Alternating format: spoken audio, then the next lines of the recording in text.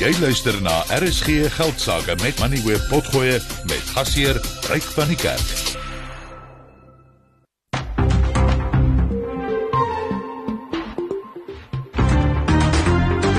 Jy luister na RSG Geldsake met Ryk van die Kerk. Jou betroubare bron vir sake en beleggingsinsigte. Goeienaand en hartlik welkom by vanaand se program. Nou, ons gaan vanaand kyk na die Kaapse Metro wat nou kontant vir oortollige elektrisiteit van huishoudings met sonkragstelsels gaan betaal. Tot op hede het huishoudings net 'n krediet op hulle munisipale rekenings ontvang, maar die skema is nou uitgebrei sodat huishoudings nou harde kontant kan ontvang. En ek gaan met Jordan Lewis, die burgemeester van Kaapstad, daaroor gesels. Dan gaan ons tamelik in diepte kyk na die mededingingskommissie wat verlede week 'n markondersoek na die waardeketting in die Suid-Afrikaanse pluimveebedryf van stapel gestuur het. Nou, die kommissie sê die bedryf is uiters gekonsentreerd en dat die 4 grootste produsente in die land sowat 63% van alle hoenderprodukte produseer. Nou, hierdie groepe is Astral Foods, RCL, Country Bird en Sovereign. En ons gaan vanaand na albei kante van die storie luister. Ek gaan eers met James Hodge gesels, hy is die hoofekonoom by die kommissie, en dan met Chris Skutte, die uitvoerende hoof van Astral.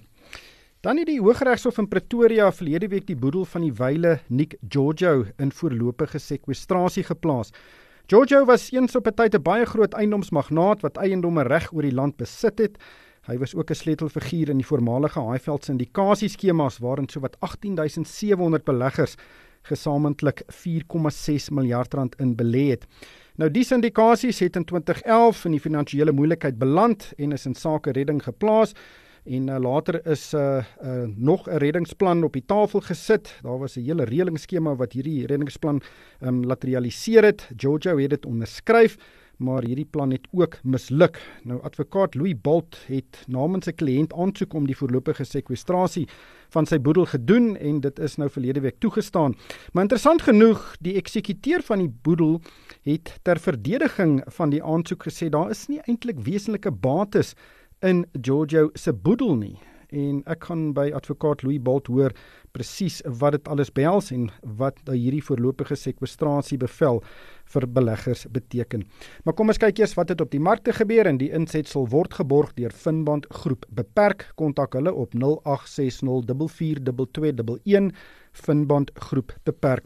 Henko Kreer sit soos gewoonlik reg. Henko, alles het mooi geloop totdat die Amerikaners inflasiesyfers bekend gemaak het. Ek en Skalk Lou van PSG Wealth ook gaan in 'n oomblik daaroor gesels, maar laatmiddag dinge maar 'n bietjie woes gegaan. Ja nee, Ryk, dis absoluut so. Goeienaand aan jou en aan Skalk en goeienaand aan elke luisteraar. Ja, soos jy sê, die Amerikaanse, hulle nuutste verbruikersprysinflasiesyfer het so 3 uur gelede bekend geword en dit was hoër as markverwagtinge. En het te staan gekom op 3,1% en markte wou graag 'n laer inflasiesyfer as dit sien en ons sien dat die markte is nie te beïndruk meer vanmiddag nie. So ons sien nou dat die Dow Jones, die S&P 500 en die Nasdaq elkeen 1,3% laer verhandel en in Europa het hulle beurse laer gesluit met die FTSE 100, die Duitse DAX en die Franse CAC 40 elkeen 1,1% swakker. Die JSE het vanmiddag 0,9% teruggesak tot 73.063 punte. Die nywerheidsindeks het 1% laer gesluit. Die hulpbronindeks het 1,4% verloor en die finansiële indeks sluit 0,7% laer. Richmond met sy luukse goedere het vandag 'n bietjie verloor en 3% laer gesluit. Naspers het 2% teruggesak. Anglo, BHP en Prosus het elkeen 1% verloor en so ook British American Tobacco.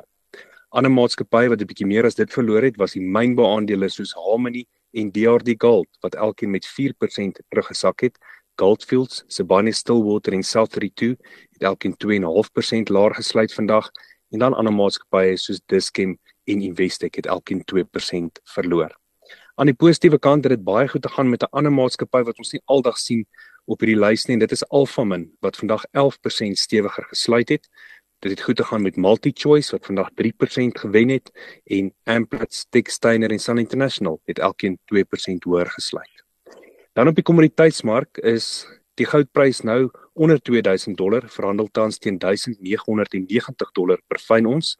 Platinum is nou $875 en palladium het omtrent sy waarde verloor hierdie afgelope klomp weke en staan tans op $860 per fyn ons. Brent olie is aan die klim en die prys daarvan staan tans op $82.40 per vat en die dollar wen 'n bietjie sterkte vanmiddag op die nuus van daardie inflasiesyfer. Gaan goed met die dollar en laat die rand swak lyk. Jy betaal nou R19.12 vir 'n Amerikaanse dollar, R24.05 vir 'n Britse pond, R20.46 vir 'n euro en R12.35 vir 'n Australiese dollar. Bitcoin kos nou $49.500, dit is R950.000. En dan hier laaste die plaaslike staatseffekte, die R106 verhandel nou teen 8,9% en die R209 verhandel teen 11,9%. Enko, baie dankie. Skalk, Amerikaanse inflasiesyfers is bekend gemaak. Die inflasiekoers was 3,1% en dit het aan die negatiewe kant verras en dit beteken rentekoers in Amerika gaan vir langer onveranderd bly, neem ek aan, en natuurlik dit is slegte nuus vir aandelemarkte. Ja, goeie genade, ek luister so vir Henko en ek wil later net vir hom sê, en die goeie nuus Henko, want is dit eenvoudig net nie goeie nuus gewees, daar hierdie een klein syfertjie nie. Ja, hulle het verwag dat inflasiesyfers sal jaar op jaar in 2,9% uitgekom op 3,1%, nadat die vorige maand jaar op jaar met 3,6%. Ek dink die ekonome was 'n bietjie optimisties geweest met daai 2,9%. Dit sê net vir my, jy gaan nie 'n skip kry wat nie meer die Suezkanaal gaan, al die pad om die suidpunt van Afrika moet seil of met 'n reis om olie te gaan aflaai aan die ander kant van die wêreld, en dit gaan nie 'n inflasieprobleem veroorsaak nie. Ons is nog steeds besig daarmee, en terwyl daar is, wil ek amper gaan en sê, mense moet meer van dieselfde verwag. Hier 'n interessante feit, Ryk, weet jy, die Amerikaners, die futures traders daar, of die afgeleide instrumente verhandelaars, hulle het sulke waarskynlikheidssyfers wat hulle uitkom, en in 'n maand gelede was die waarskynlikheid dat rentekoerse al in Maart in die VSA sal daal, was 76%. Vandag het hy geval onder 10%, en natuurlik net so 'n bietjie meer as 'n week, 2 weke terug was dit 98% kans dat ons die eerste rentekoersverlaging in die VSA sou gekry het in Mei maand. Vandag staan hy op 35,9% kans. Kans blyk nou op hierdie stadium of ons nie eers die eerste rentekoersverlaging gaan kry in Mei nie, en natuurlik dit bring chaos. Nie chaos soos wat Enko vir ons vertel het van die goudprys wat onder $2000 geval het nie, maar ook natuurlik chaos in terme van markte. Die internasionale markte is besig om baie seer te kry. Ek is nie verras nie, ek is glad nie verras nie, en ek dink vir die luisteraars daar buite wat hulle portefeuilles besig om te bou, wees maar versigtig. Ek dink hierdie wisselvalligheid gaan dalk net die orde van die dag wees vir die volgende paar maande. Ja, ek dink dit was ook die geval die afgelope paar maande. Die enigste ding wat seker is dat dat daar groot onsekerheid is.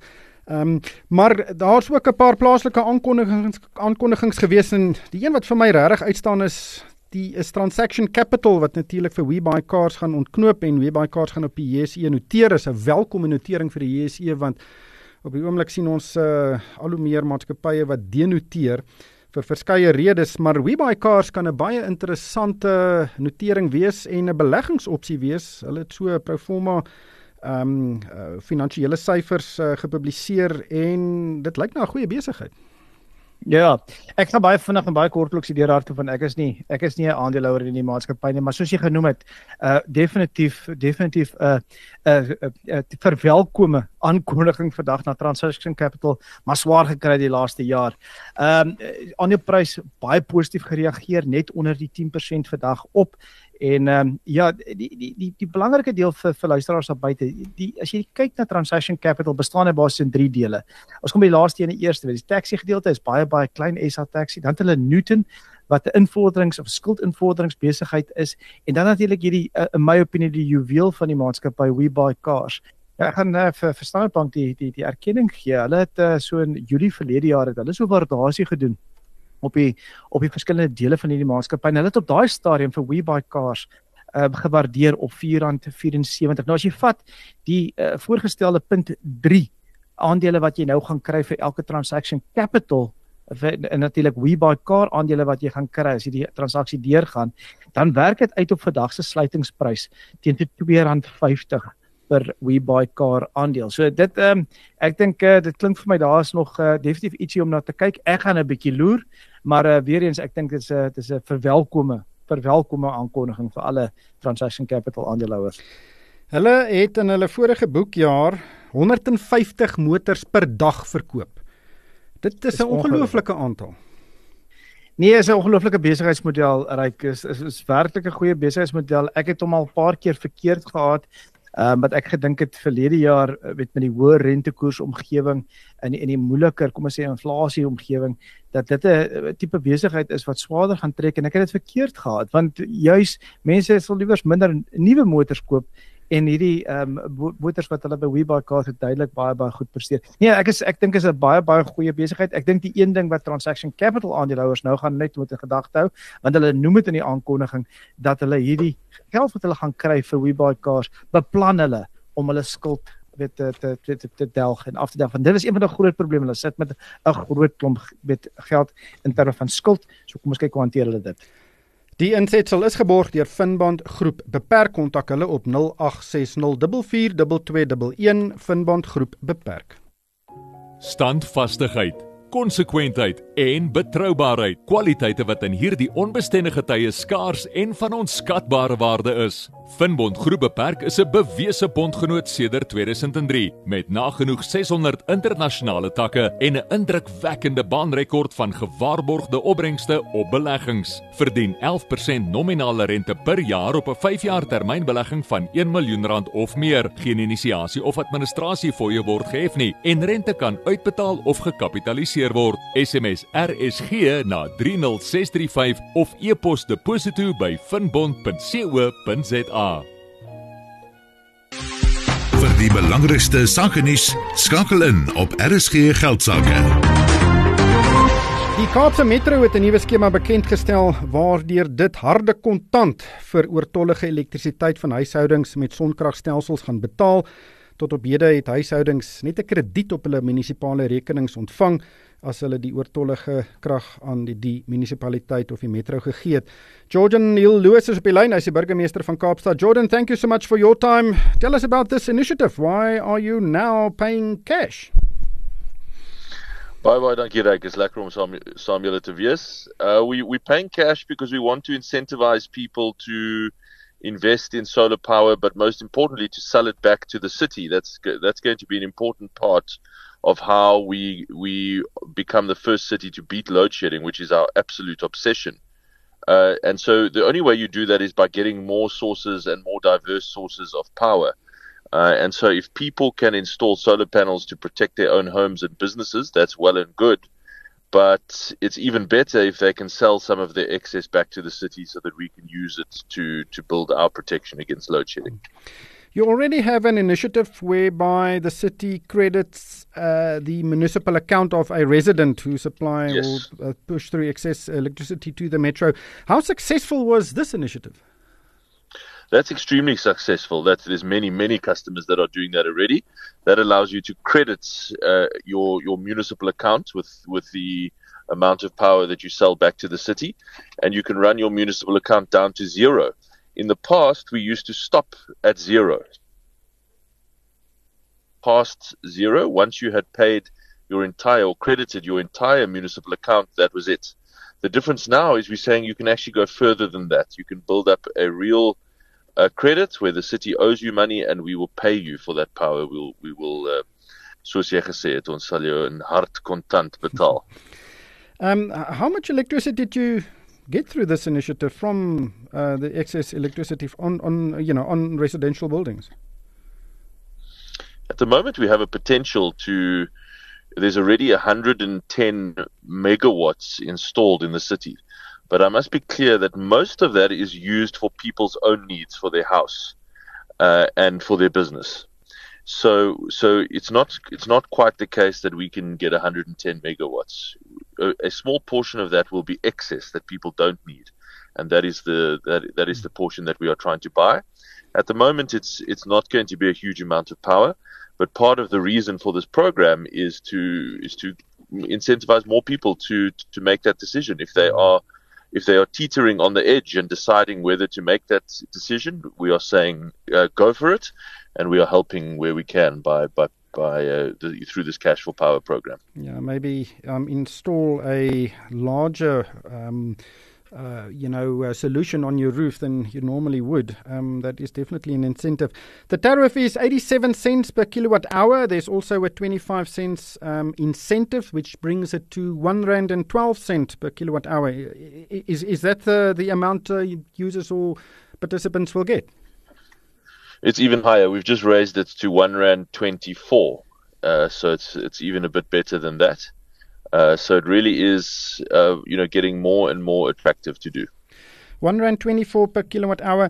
Can you put that into perspective? Maybe, what are you selling electricity to households currently, and how much can you get back through this R1.24 tariff?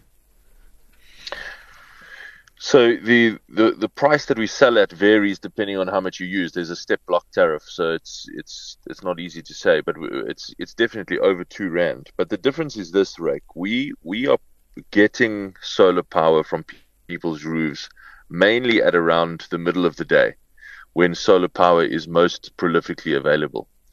And so we are paying exactly the same price, in fact a little bit. Jordan? I think we've lost, ons het vir Jordan daar verloor. Ons gaan kyk of ons hom gou weer terug op die lyn kan kry. Soos hy gesê, die tarief wat die Metro gaan betaal is R1.24 per kilowattuur, en hy het ook gesê gewoonlik verkoop die Metro aan huishoudings elektrisiteit teen net so oor die R2 per kilowattuur. En so daar is ten minste meer as die helfte wat jy kan terugkry indien jy nou aansluit by hierdie inisiatief. En daar's 'n hele registrasieproses wat 'n mens moet deurgaan. Jordan, is jy terug? Nee, ons het 'n probleem hier met 'n lyn. Ek neem aan dis beurtkrag iewers. Hoopelik kan Kaapstad genoeg krag inkoop dat ons nie in die toekoms weer hierdie probleem het nie. Maar dis 'n interessante inisiatief, en ek dink dat baie mense in Kaapstad sal belangstel hierin. Daar is, soos ek gesê het, 'n hele proses wat jy moet deurgaan. Daar spesiale slim meters wat geïnstalleer moet word, en ons sal die vordering en die aanvaarding van hierdie inisiatief fyn dophou. Ons sluit die krag van prestasie met die Old Mutual Investment Group, waar ons kundigheid, ervaring en ambisie saamkom om langtermyn oplossings te lewer wat help om jou geld te laat groei. As 'n Suid-Afrikaanse beleggingsfirma in swart besit met bo-gemiddelde maatstafprestasie en 5-ster Morningstar gegradeerde fondse, het ons die strategie wat jy nodig het om jou beleggings plaaslik en wêreldwyd te diversifiseer. Belê vandag met die Old Mutual Investment Group. Gaan na oldmutualinvest.com /institutional. Die Old Mutual Investment Group is 'n gelisensieerde FTV. Volledige openbaarmakings kan op die webtuiste gevind word. RSG Geldsake met Moneyweb. Elke week tussen 6 en 7.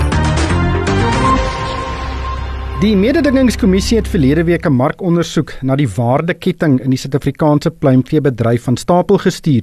Nou, die waardeketting strek van die produksie van voer, eiers, dagoue kuikens, braaihoenders tot die slagpale en die bemarking van hoenderprodukte. Die kommissie sê die bedryf is uiters gekonsentreerd en dat die 4 grootste produsente in die land sowat 63% van alle hoenderprodukte produseer. En hierdie produsente is Astral, RCL, Country Bird en Sovereign. Hoender en eiers is baie belangrik in die Suid-Afrikaanse mark, want omtrent 65% van alle proteïen wat Suid-Afrikaners inneem, kom van hoenders en eiers. Nou, ons gaan vanaand na al twee kante van die storie luister. Ek gaan eers gesels met James Hodge, hy is die hoofekonoom van die kommissie, en dan met Chris Skutte, die uitvoerende hoof van Astral. James, thank you so much for your time today. Just give us a bit of background. Why did the commission launch this market inquiry? Maybe to start with, it's important to locate what is an inquiry versus an investigation. So a market inquiry, you could say, is almost a tool used to try and improve competition. It's not an investigation of a single firm and necessarily individual conduct. It looks at a market holistically, and we are able to look at the suppliers to that industry as well as the customers and how their conduct also affects on this industry. So I think, as you indicated in your introduction, the poultry industry is an incredibly important industry, not just on the production side for the economy and the jobs and value add it creates, but also for the consumer. It is such an important protein. And whilst we recognize this industry has had short-term challenges from exactly load shedding and avian flu, we're taking more the longer-term perspective of this industry. And I think the important question with an industry of this size and nature is whether there are factors that are impeding competition that either might be pushing prices higher than they ought to be, hurting consumers, or keeping out others who also want to participate in this industry and grow and bring some rivalry and dynamism to it. All we've done at the moment is release a draft terms of reference. So it is precisely to get that consultation, get that feedback.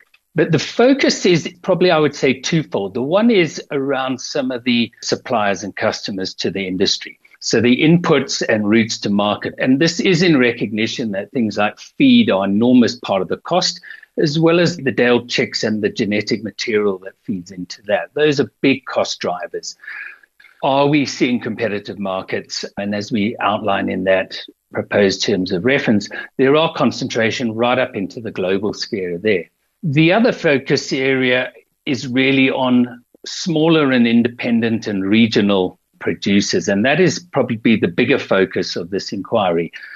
Do they face competitive supply of inputs, and are they able to get access to markets, including not just retail, but also your quick service restaurants, your others?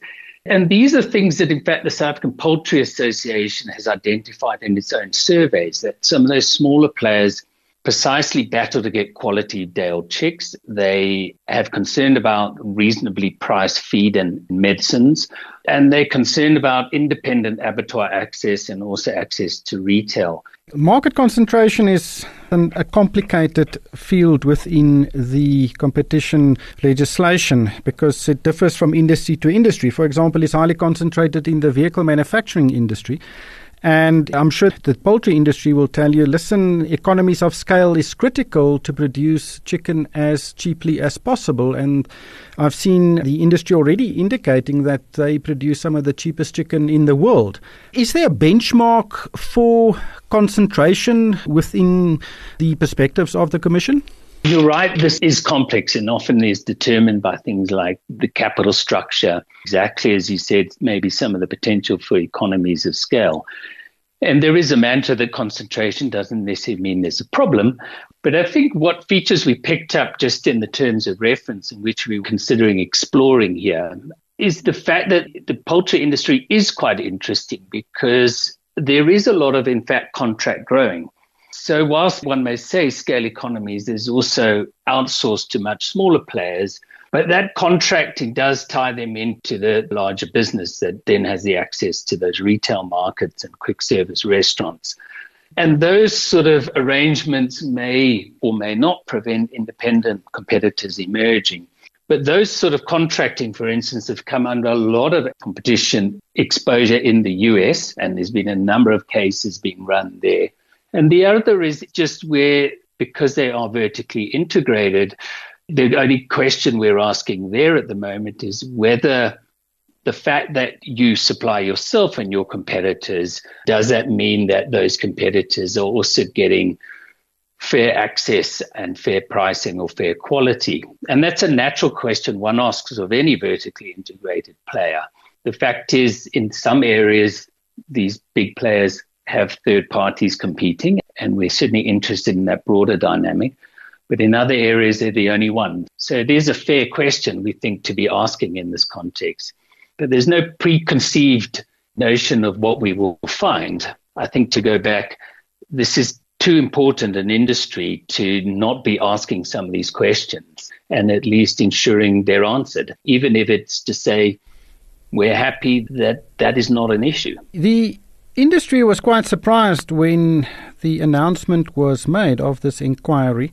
And as you alluded to earlier, they've said, listen, it's a very tough industry to be in. But there is a poultry sector master plan, a plan which came about through negotiations with government. And this plan is supposed to set the roadmap for this industry going forward. How does this master plan tie in with this inquiry? We view them as more complementary. I mean, a master plan is, in a sense, a plan devised between government and certainly the lead in the industry, and often for more industrial policy purposes. So that plan looks at how can we expand the industry to create more jobs and value add in South Africa, how we can generate more demand also in other markets, and deals with the issues around tariffs, which has been quite a contentious area because of precisely that balance between consumer interests and producers. But we don't see a master plan as fundamentally trying to look at whether there are features affecting competition in the market. And that is our mandate and our role. And I think in a negotiation between industry and government, that is not likely to be a central element of trying to improve output, localize production. So we see it as complementary, and certainly because we know, and we've acknowledged because we've looked at this in our essential food price monitoring reports, the industry has battled in competitiveness. There has been this very high profile tension between imposing the tariffs and increasingly more tariffs versus the consumer effect of that. So that's why we think whilst you've got a master plan and you've got a tariff policy, this is a third piece of the puzzle in many respects, that we need to ensure that at least the competition side is working, especially for all players in the market, not just about a couple, just so that when we do look at what do we need on the tariff side, we're not leaving out the fact that we could have improved something internally, especially if it's an input or route to market or distribution, especially if it may be, as I said, more local or regionalized markets where smaller players can bring lower prices because they've got lower costs, even if it's just logistics otherwise, to consumers. Ons sal dit daarmee los. Dit was James Hodge, die hoofekonoom van die mededingingskommissie. Chris Skutte is die uitvoerende hoof van Astral en hy is nou op die lyn. Chris, baie welkom by die program. Wat is jou reaksie op hierdie stap van die mededingingskommissie? Natuurlik redelik verbaas, veral in die dag en tyd waarin ons self bevind nou.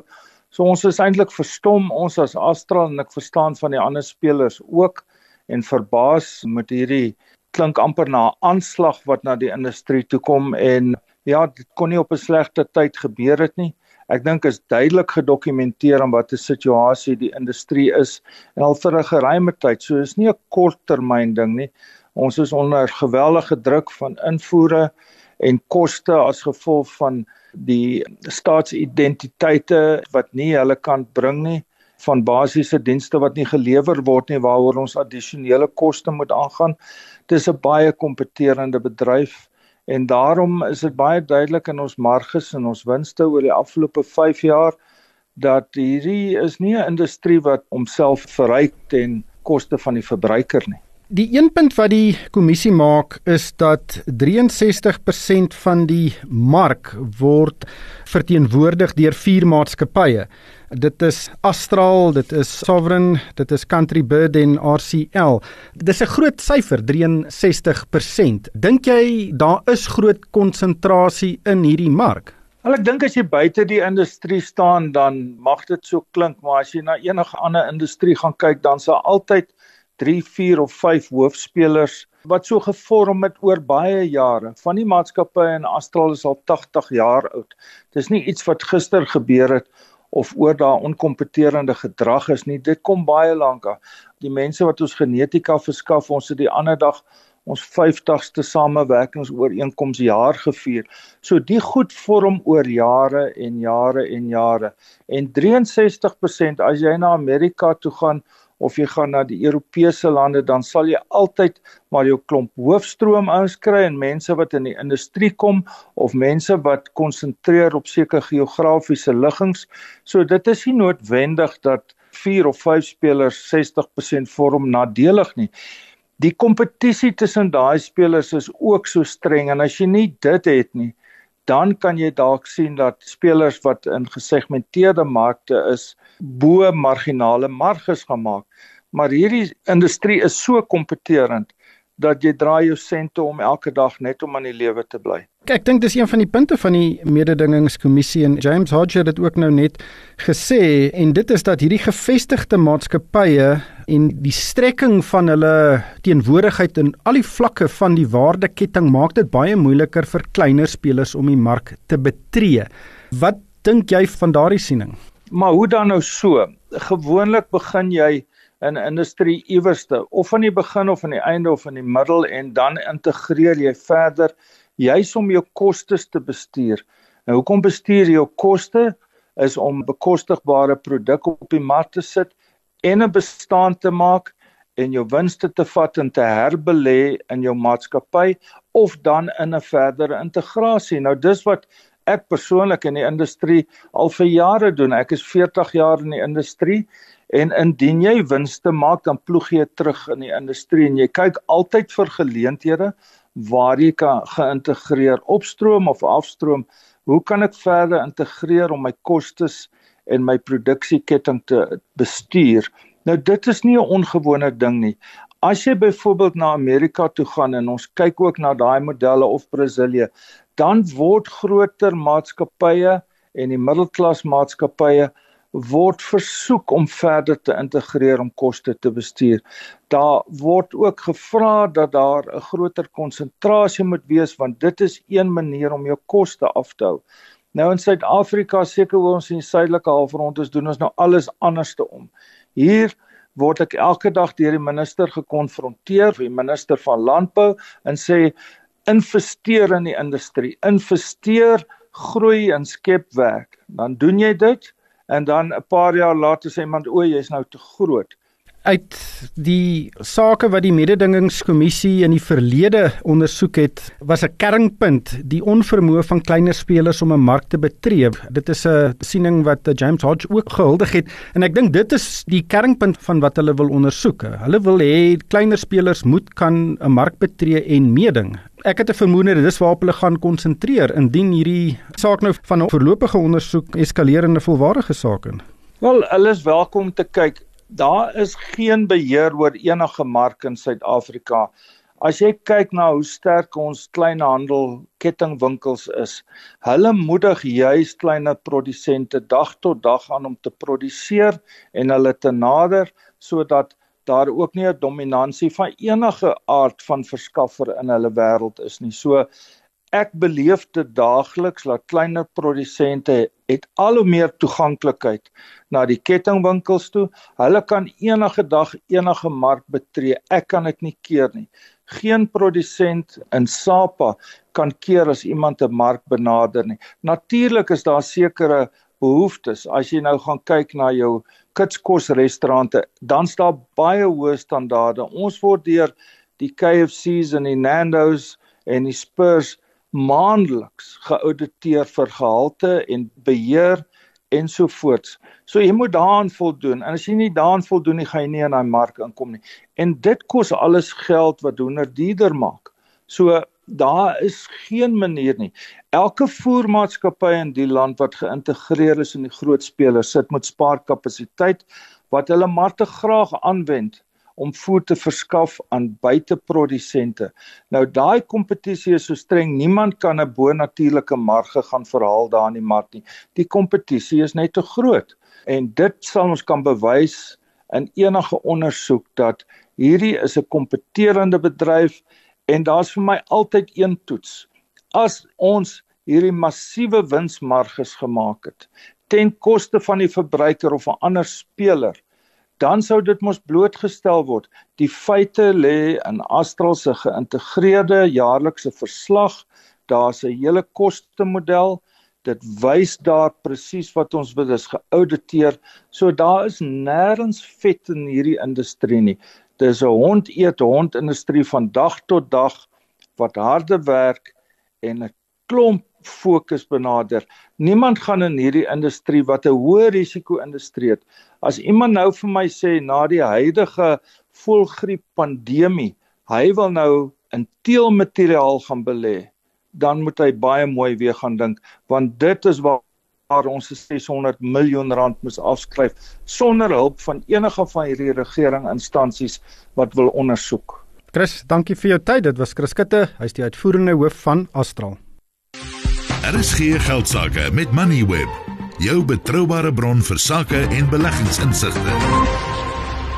Die Hooggeregshof in Pretoria het verlede week die boedel van die wyle Nick Giorgio in voorlopige sekwestrasie geplaas. Giorgio was eens op 'n tyd 'n baie groot eiendomsmagnaat in Suid-Afrika en het eiendomme reg oor die land besit.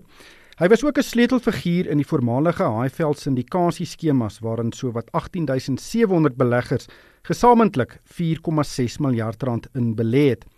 Die syndikasies het in 2011 in die finansiële moeilikheid beland en is toe in sake redding geplaas.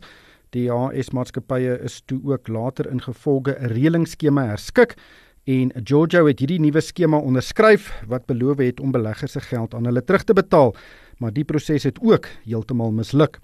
Advokaat Louis Bolt verteenwoordig 'n groot aantal individuele beleggers en het al in die verlede verskeie sake gewen waardeur beleggers hulle geld teruggekry het of ten minste eise teen Giorgio het. Nou, Bolt het hierdie aansoek om voorlopige sekwestrasie teen Giorgio gebring nadat Giorgio nie een van sy kliënte Sydney Pool betaal het nie, en dit is nadat die hof beslis het dat Giorgio hom wel moet betaal. Interessant genoeg, die eksekuteur van die boedel, Luke Safi, het die aansoek teengestaan en hy het onder meer beweer dat daar geen wesenlike bates in die boedel is nie. Advokaat Louis Bolt is nou op die lyn. Louis, baie welkom by die program. Dis 'n ingewikkelde saak, maar wat is kortliks die agtergrond oor die saak? Die agtergrondfeite van die saak is maar dat meneer Poel het 2 beleggings in Highveld 22 gemaak in die bedrag van 4,4 miljoen rand. Nou ja, dit is nie in terme van die terugkoopooreenkomste terugbetaal nie en daarna is dagvaarding uitgereik na die uitspraak in die De Lange saak en ons het voortgegaan daarmee. Na die uitspraak deur die Appelhof in die Noor Mohammed saak het ons aansoek gedoen vir vonnis teen Giorgio, Zeffin en die Nick Giorgio Trust en vonnisse is toegestaan. My kliënte het 'n bedrag van ongeveer 100 miljoen rand se eise teen Giorgio gekry. In die Poolsaak het ons lasbriewe uitgereik vir eksekusie teen Giorgio se persoonlike boedel, want Zeffin is toe onder besigheidsredding geplaas voordat ons op sy goed kon beslag lê. Die lasbriewe is uitgereik en Giorgio het versuim om aan die balie bates uit te wys of te sê waar dit is om die vonnisse te bevredig. Die balie het toe 'n relaas van Labona uitgereik wat daad van insolventie in terme van die insolventiewet daar stel en ons het toe voortgegaan om aansoek vir die sekwestrasie van Giorgio se persoonlike boedel ingestel. Die sekwestrasie aansoek is op die 25ste Januarie van hierdie jaar aangehoor en 'n week of wat later het regter Jacobs die aansoek toegestaan en is 'n voorlopige bevel uitgereik wat meneer Safi, die eksekuteur van die boedel, oproep om redes aan te voer aan die einde van April waarom Giorgio se boedel nie finaal gesekwestreer moet word nie. 'n Stelling wat die eksekuteur van die boedel gemaak het dat daar nie eintlik wesenlike bates in die boedel is nie. Giorgio was 'n baie welvarende man, hoe kan daar nie bates wees nie? Maar dit is presies wat ons in die hof voorgehou word, dat 'n man met sulke bates en toegang tot soveel fondse en ander bates het, nie enige iets in sy boedel het nie. Hy het vreeslik baie en ander belange in verskeie maatskappye en ander instansies en hy gebruik hierdie maatskappye as bloot voertuie om die bates wat in sy persoonlike boedel moes gewees het eintlik te versteek en te verberg. Nou, wanneer die finale sekwestrasiebevel toegestaan word, het die aangestelde trustee van die boedel dan alle magte in terme van die insolventiewet om ondersoeke te hou en mense te ondervra en as mense die Engels kan gebruik, die paper trail van al die geld wat deur die Highveld syndikasiemaatskappye inbetaal is, na te volg en te probeer opspoor. Ja, ek dink dis ook een van die sleutelpunte, want hierdie hele saga sloer nou al van 2011, 2012 af en daar was nou al baie regsprosesse, maar daar was nog nooit 'n forensiese ondersoek om te kyk wat het met die geld gebeur, die 4.6 miljard rand wat die beleggers belê het in die skemas nie. Ja, dit is so. Ons as skuldeisers het nie daardie toegang om te vra vir bankstate, inkomstebelastingstate en dies meer, net bloot omdat my kliënte 'n vonnis gekry het. Ons moet die proses volg en eksekusie neem en kyk of ons van sy bates verkoop kan kry om ons vonnisse te delg. Dit is waar die Giorgio's inkom en elke proses wat ons daar het, te probeer opponeer en soveel as moontlik obstruktief op te tree om ons te verhoed om enige finansiële inligting oor Giorgio se persoonlike sake en of sy betrokkenheid by ander maatskappye en wat hy ook al in Zeffen ingesteek het of versteek het, te kry. Die voorlopige sekwestrasie is nou toegestaan. Daar is nou, soos jy gesê het, 'n verhoor in April wat kan lei tot 'n finale sekwestrasie, maar daar het 18.700 mense belê in hierdie skemas. Beteken hierdie stap dat Giorgio nou in voorlopige sekwestrasie geplaas is enige iets vir hulle? My houding was nog altyd dat die beleggers in 15 tot 20 het nie eise teen Zeffen, Giorgio persoonlik en die trust gegrond op 'n soortgelyke ooreenkoms as die terugkoopooreenkomste nie.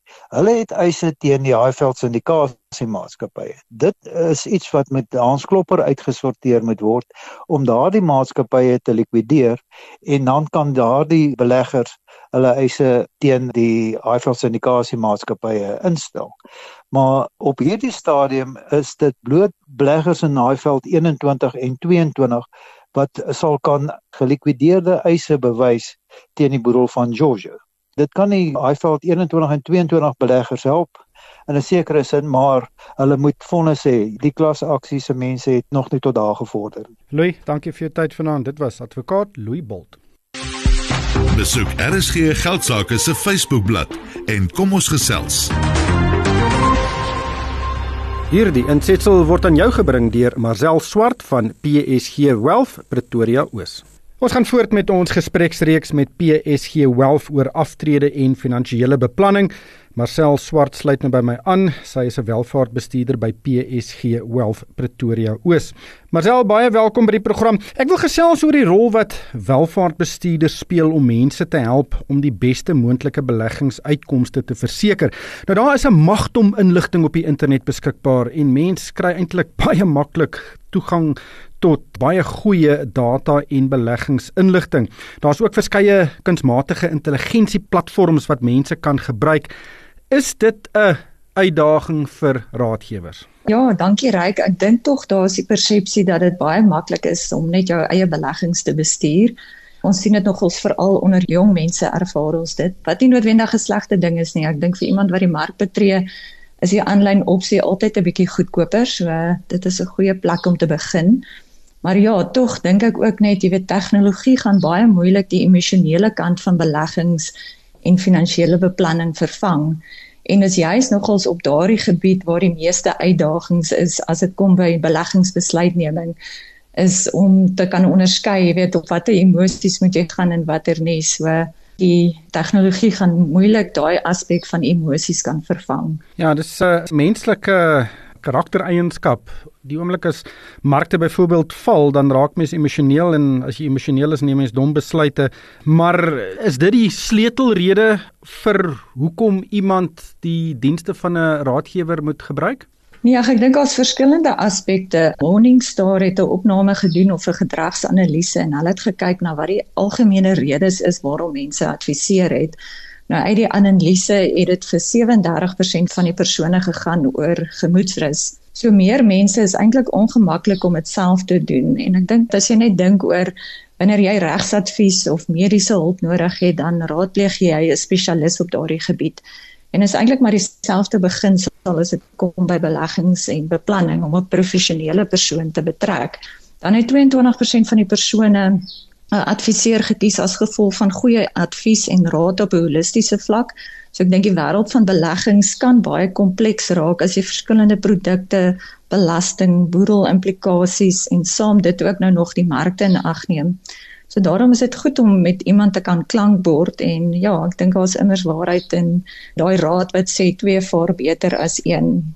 Ja, absoluut, want finansiële raadgewers doen baie meer as net om geld te belê. Daar's ook baie ander dienste wat gelewer word, ook grootliks. Soos jy nou gesê het, boedelbeplanning is kritiek. Mense wil ook nie te veel belasting betaal nie en daai strukturering is belangrik. Maar hoe belangrik is opbrengste? Want ek dink baie mense kyk na die dienste wat finansiële raadgewers lewer en sê, luister, ek wil die beste moontlike opbrengs hê jaar op jaar, want dit gaan beteken dat ek regtig lekker kan aftree. Nee, sonder twyfel, ek dink opbrengste is 'n baie belangrike aspek van die hele pakkie, maar dit is tog interessant uit daai opname, uit slegs 12% van die persone wat oor hulle hoë opbrengste gaan gee en vir hulle gaan geld maak. So ek dink dit bevestig ook net, jy weet, dat welvaartskepping gebeur nie net oornag nie. Dit is eintlik net moontlik deur konstant te spaar oor tyd teen obviously relatiewe goeie opbrengste.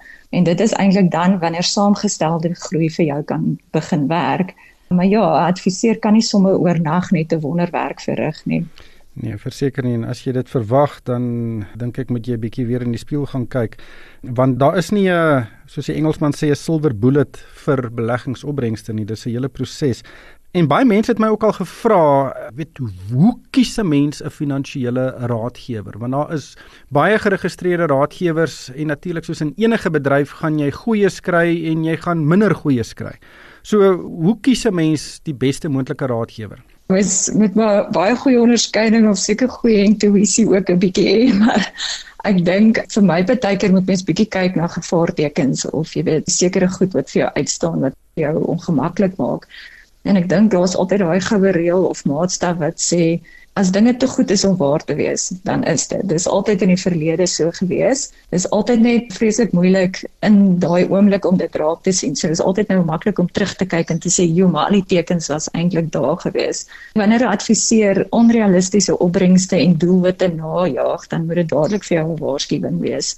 En jy weet vandag met soos jy ook nou gesê het met tegnologie en sosiale media, kom daar ook ongelukkig massiewe misleiding deur. So mens het 'n hoë mate van onderskeiding nodig wanneer jy 'n praktyk en 'n adviseur kies. Ek dink ook wanneer iemand jou probeer manipuleer of mislei of dreig in 'n spesifieke produk of 'n spesifieke belegging in, dan moet dit ook vir jou 'n rooi lig gee. 'n Adviseur se rol is eintlik om hierdie komplekse wêreld van beleggings te vereenvoudig.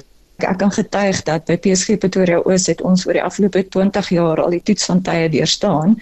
Ons is al deur bulmarkte en beermarkte. So ja, luisteraars kan ons gerus kontak vir 'n betroubare vennoot. Marcel, baie dankie vir jou tyd. Dit was Marcel Swart. Sy is van PSG Wealth Pretoria Oos. Hierdie insetsel is aan jou gebring deur Marcel Swart van PSG Wealth Pretoria Oos. Moenie op geluk staat maak om jou finansiële doelwitte te bereik nie. Jy het 'n weldeurdagte plan en kundige advies nodig om jou doelwitte te verwesenlik. PSG Wealth se spankundiges sal elke aspek van jou lewe oorweeg en vir jou 'n nommerpasplan aanbeveel wat jou sal help om jou langtermyn doelwitte te bereik. Besoek www.psg.co.za vir meer inligting. Geaffilieerdes van die PSG Konsultgroep is gemagtigde finansiële diensverskaffers. RSG Geldsake met Moneyweb. Elke week saam tussen 6 en 7.